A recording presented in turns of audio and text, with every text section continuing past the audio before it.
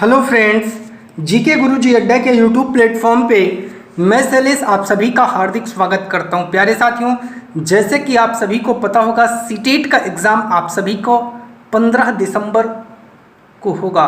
उसी को ध्यान में रखते हुए लगातार आप सभी की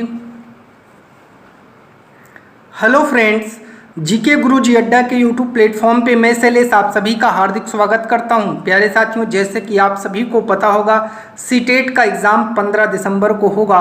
उसी को ध्यान में रखते हुए लगातार आपकी क्लासेस करवाई जा रही हैं। आप सभी को पता होगा, आपके एग्ज़ाम में सबसे ज़्यादा आपको अगर कोई चीज़ हेल्प करती है तो वो है प्रीवियस ईयर क्वेश्चन पेपर, और लगातार हम आपको previous year question paper continue करवा रहे हैं। आप लोग चैनल पर नए हैं तो सबसे पहले चैनल को सब्सक्राइब करिए, वीडियो को लाइक करिए, अपने हर उस दोस्त भाई बहन तक इसको ज़रूर पहुंचाइएगा जिसको इसकी आवश्यकता होगी।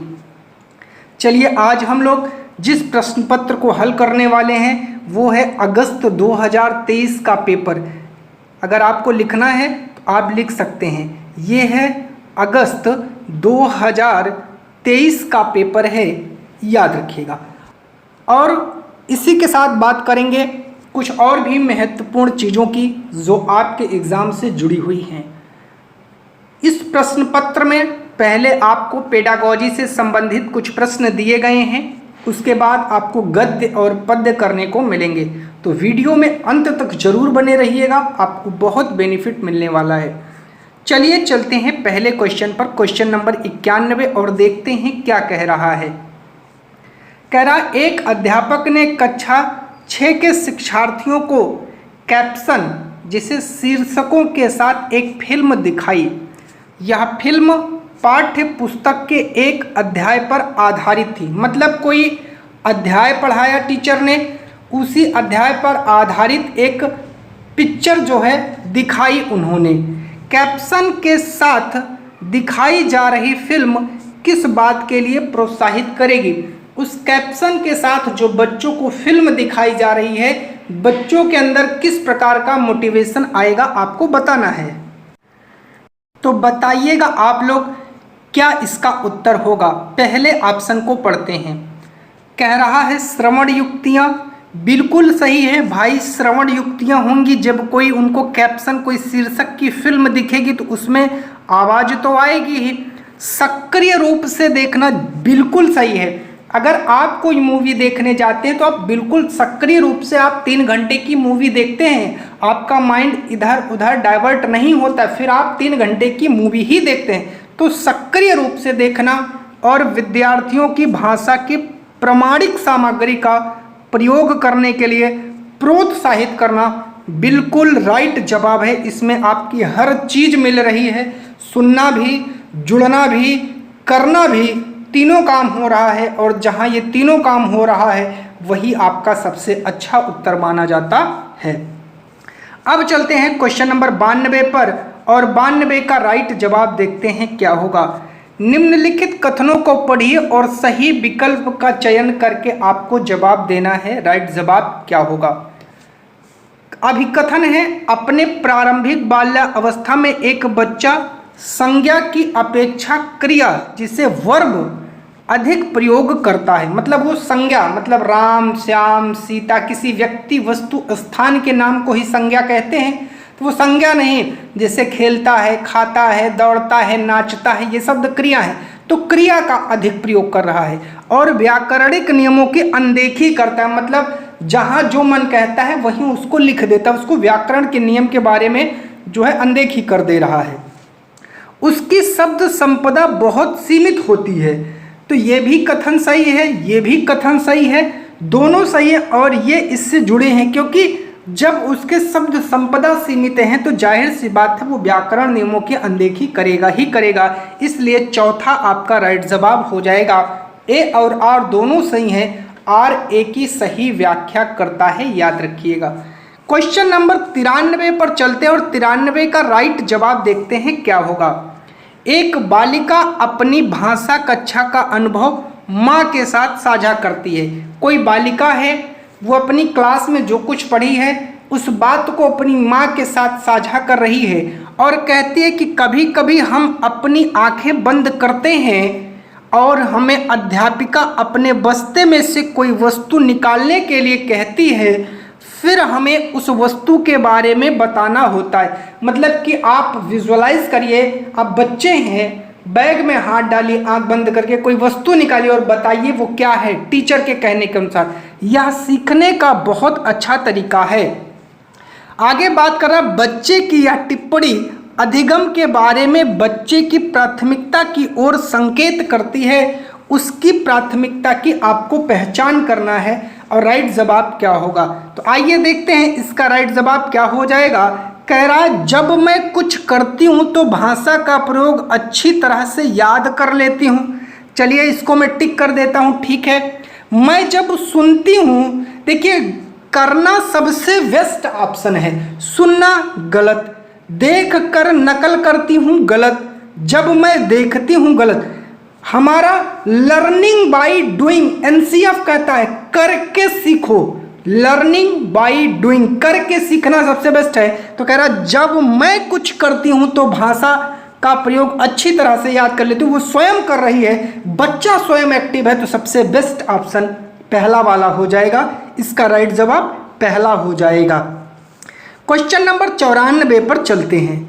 कह रहा शिक्षार्थी क्या करती है, उस उदाहरण को पढ़ें और उदाहरण से मेल खाती हुई एक युक्ति का चयन कीजिए।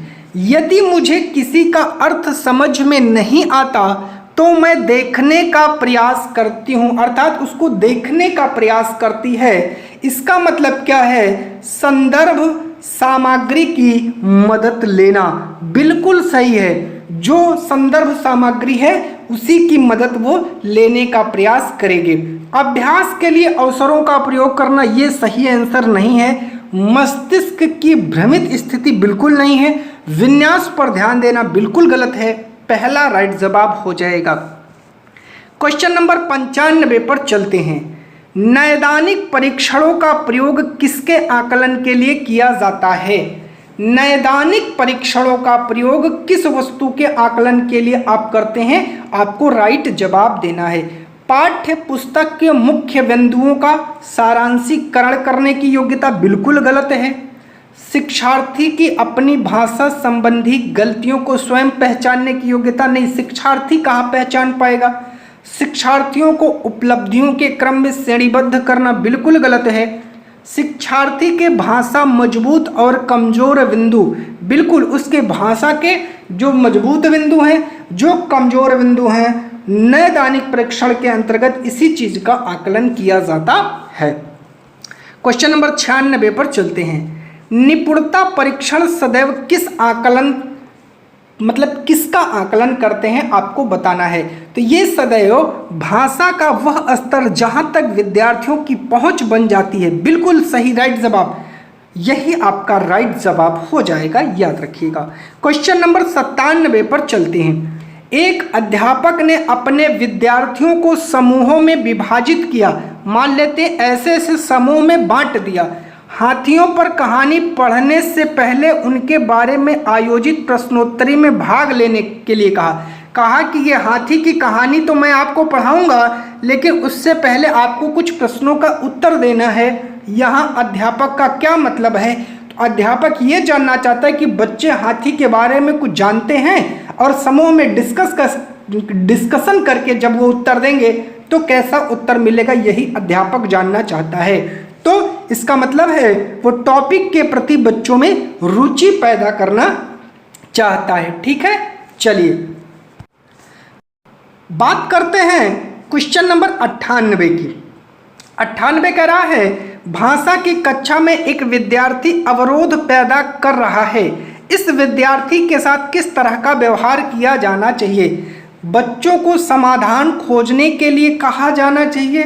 भैया बच्चों को समाधान खोजने के लिए कहा जाना चाहिए, तो बिल्कुल ठीक है, कहा जा सकता है। उद्यमी विद्यार्थियों मतलब दुष्ट विद्यार्थियों पर ध्यान देना चाहिए, गलत है। समाधान खोजने के लिए अभिभावकों पर निर्भर, बिल्कुल गलत है। विद्यालय प्रशासन को इस विद्यार्थी के बारे में बताना चाहिए, बिल्कुल गलत है। बच्चों को समाधान खोजने के लिए कहना चाहिए, बिल्कुल सबसे सुटेबल राइट आंसर हो जाएगा आपका। बात करते हैं क्वेश्चन नंबर 99 की। 99 क्या कह रहा है, आइए देखते हैं। विद्यार्थी किसी विचार बिंदु पर मानस मंथन करते हैं, संयोजन करते हैं, प्रारूपण करते हैं, संपादन करते हैं और अंततः अपने कार्य की पुनरावृत्ति भी करते हैं। इस प्रक्रिया द्वारा कौन सा कौशल प्रतिबिंबित होता है? तो लेखन कौशल आपका प्रतिबिंबित होता है, याद रखिएगा। क्वेश्चन नंबर 100 पर चलते हैं।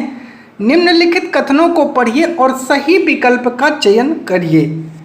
कथन दिया है, कारण दिया है, कह रहा है पठन और लेखन कौशल प्राथमिक स्तर पर समालोचनात्मक चिंतन में मदद करते हैं, बिल्कुल सही है। समालोचनात्मक चिंतन पठन और लेखन का उपकौशल है, ये गलत है, तो ए सही, आर आपका गलत हो जाएगा। 101 पर चलते हैं। भाषाई कौशल सीखने का सर्वाधिक उपयुक्त तरीका क्या है, आपको बताना है। चुनौतीपूर्ण और यांत्रिक भाषा ड्रिलों की मदद से गलत है। एक समय पर एक ही कौशल पर ध्यान केंद्रित करना गलत है। समावेशी युक्तियों के माध्यम से, बिल्कुल तीसरा आपका राइट जवाब हो जाएगा, क्योंकि चौथे में केवल शब्द है तो केवल आपका नेगेटिव वर्ड होता है। 102 का राइट जवाब देखते हैं। विद्यार्थियों ने वर्णनात्मक कौशल का प्रयोग करना सीखा या नहीं? इस बात का आकलन करने के लिए अध्यापक को विद्यार्थियों को क्या करने के लिए कहना चाहिए? तो ऐसी एक घटना साझा करो जब उन्हें बहुत अचंभा हुआ हो, बिल्कुल पहला ही आपका राइट जवाब हो जाएगा, याद रखिएगा। क्वेश्चन नंबर 103 पर चलते हैं और 103 का राइट जवाब देखते हैं क्या होगा। कक्षा 7 की अध्यापिका निर्धारित पाठ्य पुस्तकों के अलावा अन्य पुस्तकों के पठन को भी सुलभ कर रही है। वह किस तरीके के पठन को समुन्नत कर रही है, आपको जवाब देना है। तो 103 का राइट जवाब क्या होगा? विस्तृत पठन कहते हैं। क्या कहते हैं? विस्तृत पठन कहते हैं, एक्सटेंसिव पठन जिसे कहा जाता है। 104 का राइट जवाब देखते हैं। प्रधान अध्यापिका ने भाषा अध्यापक को नए सत्र के लिए पाठ्य पुस्तकों तथा अन्य संसाधनों का चयन करने के लिए कहा। इस चयन करते समय निम्नलिखित में से एक प्रासंगिक नहीं है। पुस्तकों और संसाधनों की अनुकूलता, ये तो सही है तो गलत होगा। बच्चों की अधिगम आवश्यकताएं और उन्हें आने वाली भाषाएं, बिल्कुल सही है तो गलत हो जाएगा। विद्यार्थियों का स्तर बिल्कुल उनके अनुरूप होना चाहिए, सही है तो गलत हो जाएगा। चौथा राइट जवाब हो जाएगा सामग्री की अवधारणात्मक जटिलता और गहनता। क्वेश्चन नंबर 105 पर चलते हैं। अध्यापक ने शिक्षार्थियों द्वारा भाषा सामग्री के प्रयोग का निरीक्षण करने के लिए मानदंड निर्धारित किए। सामग्री के प्रयोग का निरीक्षण करने के लिए कौन सा मानदंड सर्वाधिक रूप से महत्वपूर्ण और सहायक है? 105 का राइट जवाब आप सभी को देना है, तो जिसमें अवलोकन होगा, तीसरा राइट जवाब हो जाएगा। अवलोकन हो, पृष्ठ पोषण सत्र हो, लिखित रिपोर्ट हो, तीनों आपका होना चाहिए। तो 105 का राइट जवाब आपका तीसरा हो जाएगा। अब हम लोग आज पद्य को सॉल्व करेंगे। अभी तक आप लोगों ने सबसे ज़्यादा गद्य ही किया है और आज हम लोग पद्य भी करते हैं। जिन्हें सपने अपने पाने हैं, बन जाते वे तो दीवाने हैं। गर लक्ष्य जो साधा है तूने, उसे पाने की कोशिश तू कर। चल आगे बढ़, तूफानों से ना डर। चल कश्ती उठा, सागर में उतर। है रात अंधेरी, फिक्र है क्या, एक दिन आएगी अपनी शहर। चल कश्ती उठा, सागर में उतर। ये आपके लिए एक कविता दी गई थी और आइए इस कविता से बनने वाले बहुत सारे प्रश्नों को करेंगे। कविता के अनुसार अपने सपनों को पूर्ण करने के लिए क्या आवश्यक है, आपको बताना है। तो सभी को पता है, निष्ठा एवं इच्छा शक्ति का होना। सबसे ज़्यादा जरूरी होता है। क्वेश्चन नंबर 107 पर चलते हैं। जीवन में सुख दुख आशा निराशा की स्थिति क्या है? तो इसका राइट जवाब हो जाएगा सदैव बनी रहती है, चाहे सुख हो, चाहे दुख हो, चाहे आशा हो, चाहे निराशा हो। शहर का अर्थ यहाँ क्या है? तो शहर का अर्थ क्या है? सुबह से है, याद रखिएगा।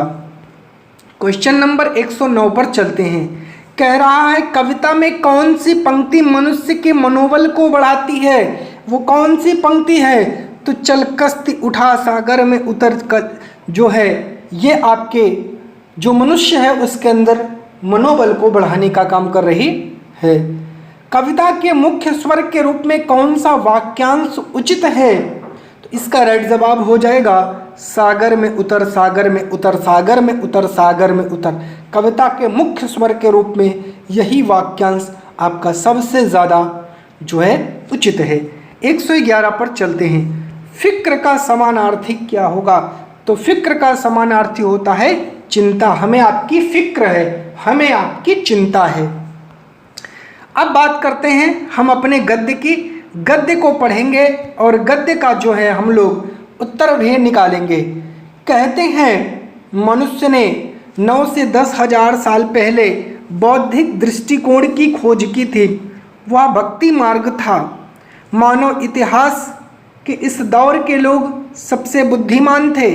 मैंने पहले ही कहा है कि आध्यात्मिक दुनिया का महत्व तो बहुत अधिक है, फिर भी सापेक्ष दुनिया पूरी तरीके से महत्वहीन नहीं है।